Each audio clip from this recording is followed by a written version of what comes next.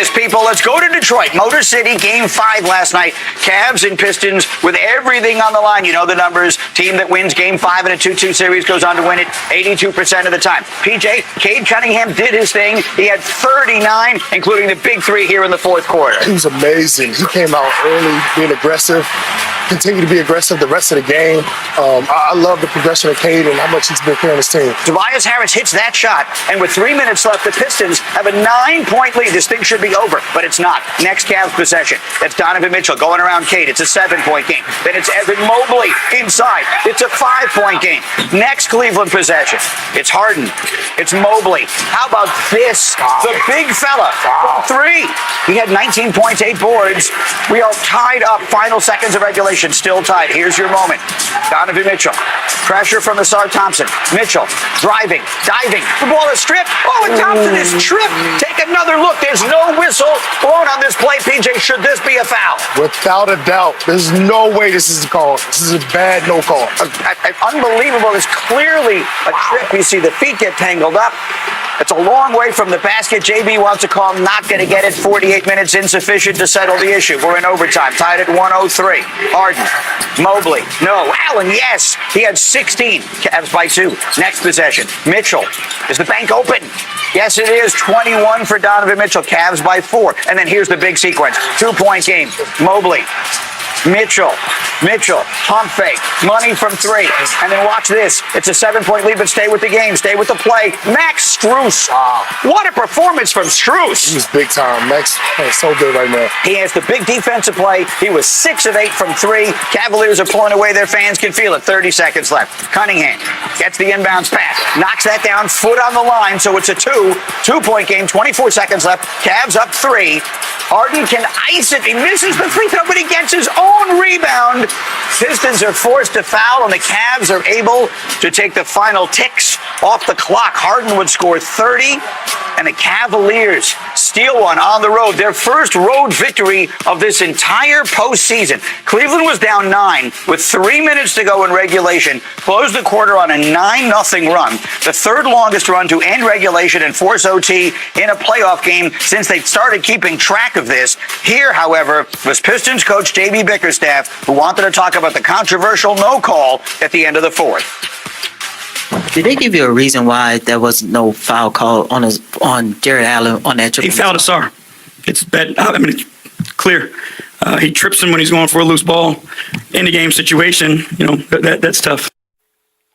Okay, so the whistle doesn't blow, and we have a lot to get into. Let me just let you repeat what you said there. There are some people who will say, we don't want a ref to decide the game in the final ticks of the clock. You played in this league forever. What do you say?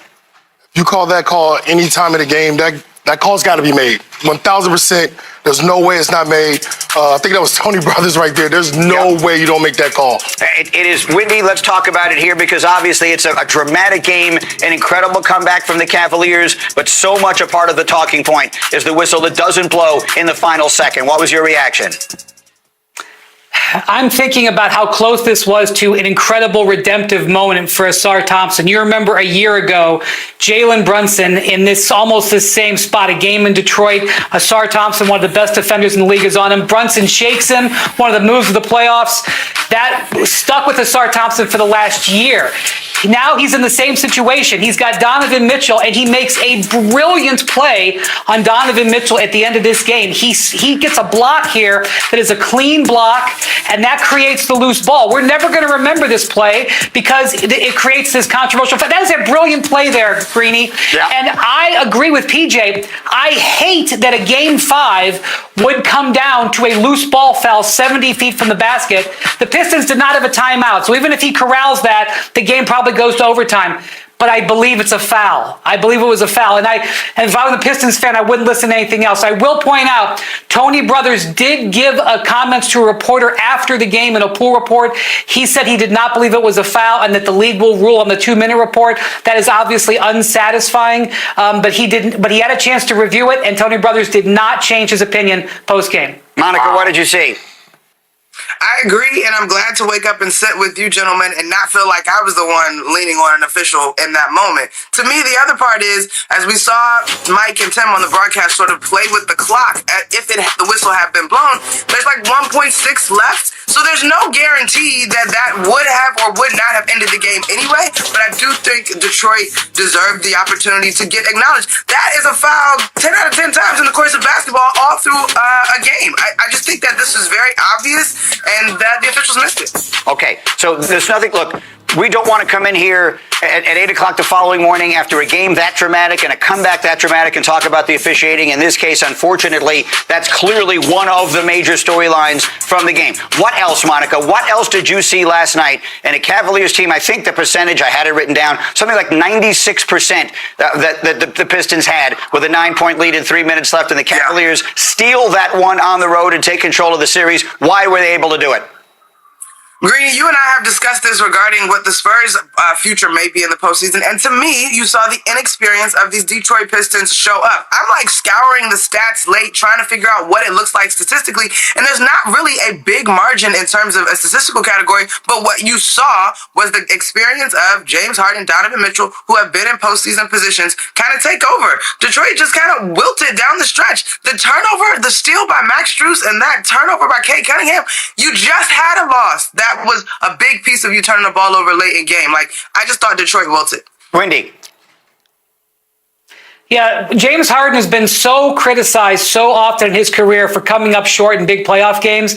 This was not a signature Harden performance, but he fought his way through this. The Cavs were down 15 early in this game. Harden kept them in it. He puts together 30 points in this game, and I know if the Pistons fans are going to say, well, there's a lot of them at the foul line. That's correct. That's what James Harden does. He gets to the foul line in big moments. That's why the Cavs traded for him. All of the Cavs' core players made key plays down the stretch of this game. James Harden with a big performance when the Cavs needed it. What did you think, PJ? How about Harden getting it done here in a spot in which he historically has struggled a lot? Honestly, I don't think it's James. Honestly, I think James is going to do that. To me, I'm a longtime teammate, being around him all the time. James is going to get 30. He's going to get everybody involved. He's going to do what he does.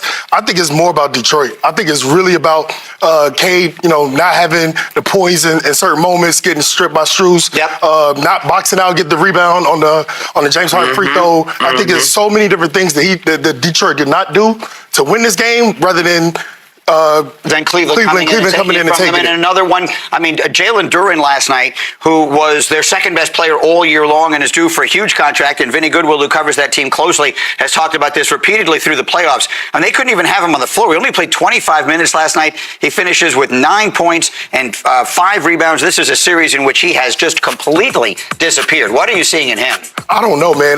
To me, he's an energy guy. He's a bruiser. He goes down, gets offensive rebounds, plays hard, gets the extra possessions. Last night, I just feel like he just didn't do that. I didn't feel like he did the little things to help them win the game throughout the night. Now, and the Pistons will be kicking themselves over this one. Now, if there's good news for them, they were down 3-1 and also 3-2 in their series with Orlando. Went on the road. They were getting trounced in that game. They came back and won. We'll see if they're able to do it at Cleveland.